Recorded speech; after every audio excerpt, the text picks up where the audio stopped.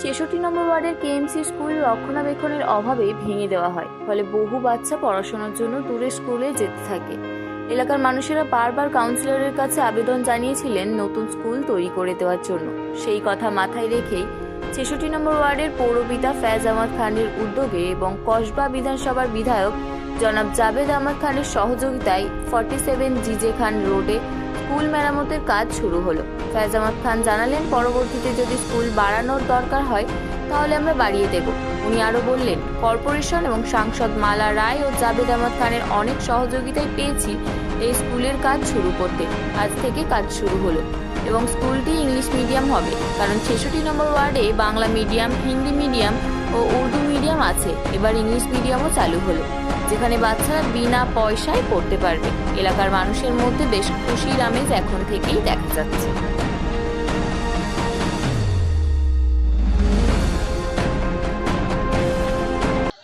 আমরা তো শুধু শুভ সূচনা করছি, কিন্তু এর পিছনে যারা আছেন, যাদের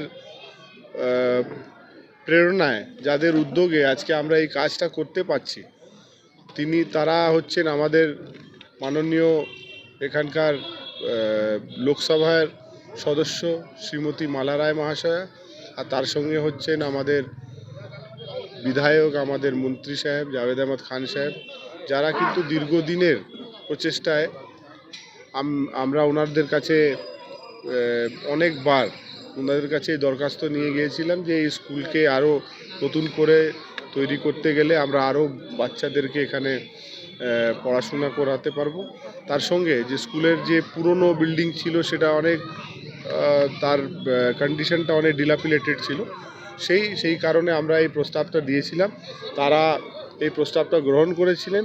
আর তারপরে কোনো না কোনো টেকনিক্যাল কারণে বারবার আমাদেরকে একটা ডিলে হয়েছিল, কিন্তু আমাদের মহানাগরিক শ্রী ফিরহাদ হাকিম সাহেব আসার পরে আমরা এটাকে আরও যাকে বলা যায় গতি দিতে পারি এই কাজটার দিকে। আর এইবার আমরা এই ফান্ডটা আমরা পেয়ে গেছি, স্যাংশনটা হয়ে গেছে, টেন্ডার সব প্রসেসটা কমপ্লিট।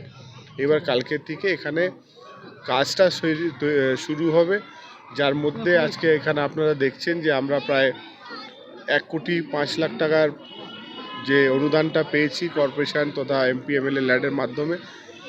যেই টাকার মাধ্যমে আজকে আমরা এখানে G+2 স্ট্রাকচারটা তৈরি করব। 7,000 স্কোয়ার ফিটের মতন দুটা ফ্লোর হবে, 14,000 স্কোয়ার ফিটের মতন ফ্লোর স্পেস এরিয়া অ্যাড হবে।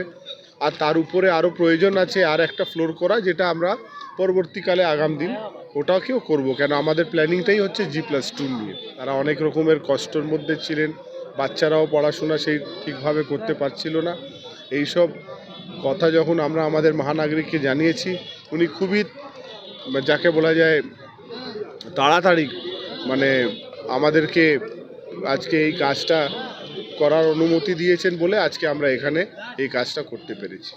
এটা ইংলিশ মিডিয়ামই স্কুল আছে, এটা কেএমসি স্কুল, কেএমসিপি স্কুল। এখন আপনি দেখছেন সারা পৃথিবীতে হোক, সারা ভারতবর্ষে হোক, আর আমাদের সরকার আসার পরে যেখানে যেখানে আমরা দেখছি আমাদের শিক্ষক বিভাগ আমাদের যেখানে যেখানে মনে করছে বা যেখানে যেখানে আমাদেরকে প্যারেন্টসের মাধ্যমে বা স্কুলের টিচারদের মাধ্যমে প্রস্তাব পাঠানো হচ্ছে, সেই সব স্কুলের আমাদের যে মিডিয়াম অফ ল্যাঙ্গুয়েজ আছে সেটাকে ইমিডিয়েটলি চেঞ্জ করা হচ্ছে। আজকে কলকাতা কর্পোরেশন আর শুধু বাংলা মিডিয়াম স্কুল চালায় না, শুধু উর্দু মিডিয়াম স্কুল চালায় না, অনেক জায়গায় কলকাতা কর্পোরেশন এখন ইংলিশ মিডিয়ামের মাধ্যমেও কিন্তু বাচ্চাদেরকে শিক্ষা দিচ্ছে।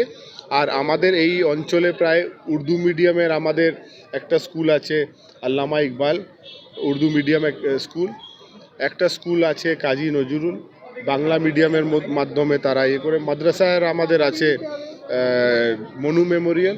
আর এই কেএমসিপি স্কুল স্থাপনা যেটা হয়েছে, এখানে আমরা আগাম দিন যখন এই স্কুলটা তৈরি হবে ইংলিশ মিডিয়ামের মাধ্যমে বাচ্চাদেরকে আমরা শিক্ষা প্রদান করব।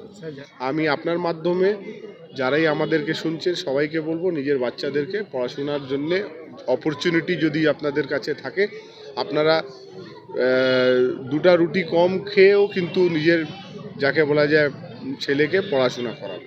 এখানে এখন আমাদের যা প্রাথমিক পরিকল্পনা আছে তাতে আমরা একটা G+1 building, G+1 storied building করবো, দোতলা বিল্ডিং।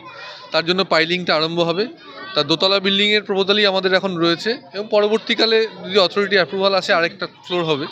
তা প্রতিটা ফ্লোরের এরিয়া আমাদের মোটামুটি 3,500 স্কোয়ার ফিট, 3,500 করে দুটো ফ্লোর, মানে 7,000 স্কোয়ার ফিটের দুটো ফ্লোর এবং অত্যাধুনিক ব্যবস্থা, পানীয় জল, সুন্দর মানে আশেপাশের ব্যবস্থা করে, পাইপ প্রণালী, ড্রেন, পুরো ব্যবস্থাটা করে আমরা এখানে দোতলা বিল্ডিংটা সম্পন্ন করব।